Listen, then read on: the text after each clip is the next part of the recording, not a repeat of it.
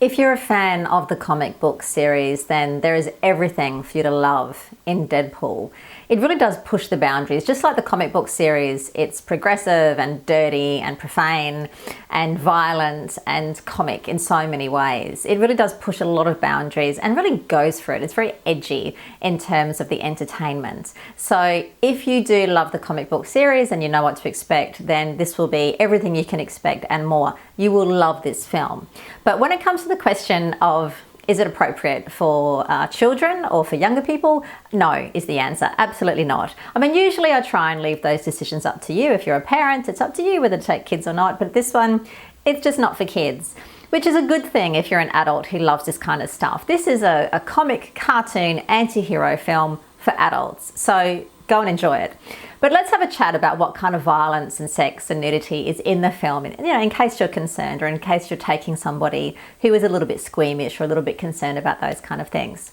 So the violence is pretty much relentless through the whole film. It's kind of comic bookish. It's creative. There's quite a few fight scenes and kill scenes and injury scenes which are fairly creative, but nothing too new, nothing that you haven't really seen before. But everything from people being kicked and punched and kneed and elbowed and fist fighting and all of that to being shot, run through with swords and weapons and so on, thrown through the air. There is a little bit of gore though. It is a little bit gory in parts, like you see a body slam against a sign and you see the gore splatter. There is quite a bit of blood spatter through the film as well, and some injury detail.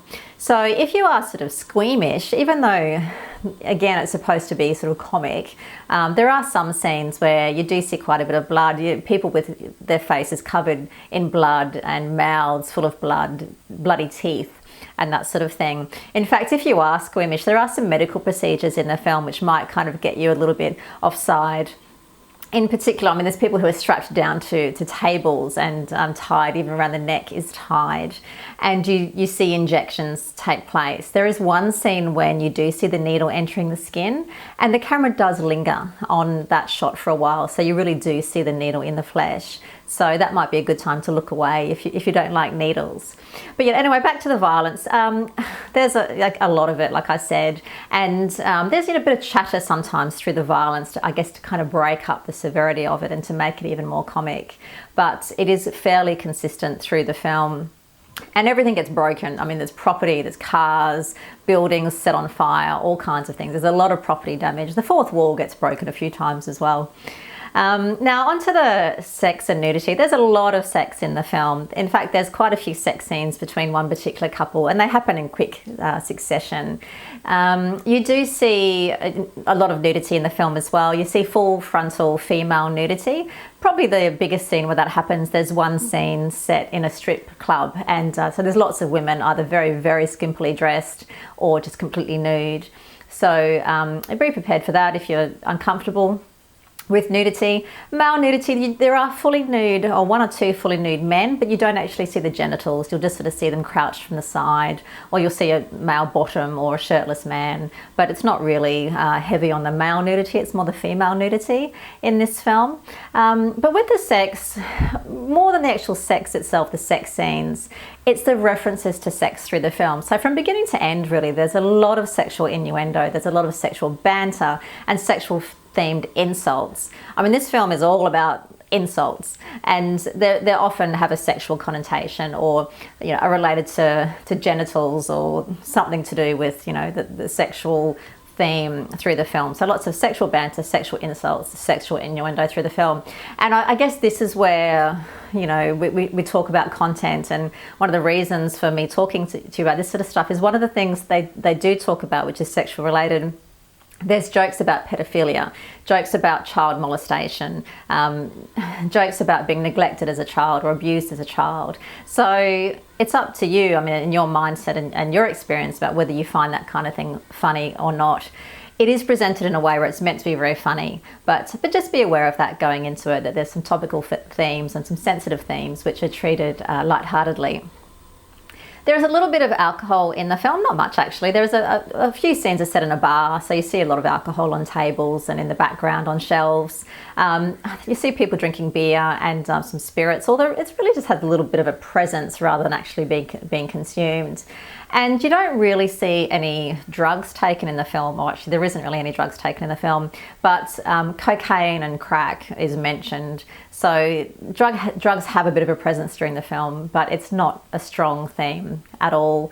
In one scene, or a few scenes, you see people being injected with these chemicals. It's not really explained what they are. They're these coloured chemicals in bottles. You understand that they're quite lethal and toxic, but it isn't mentioned what they are. I think in one scene, actually, adrenaline might be injected, but again, it's not really like a central focus in any of the scenes. It's just kind of throwaway and mentioned. As for language, though, there is a lot of bad language in the film. The F word is used pretty much from the first scene, consistently through the film. And there's a couple of uses of the S word and the A word. But like I said before, it's really just the insults, very kind of heavy insults through the film and banter.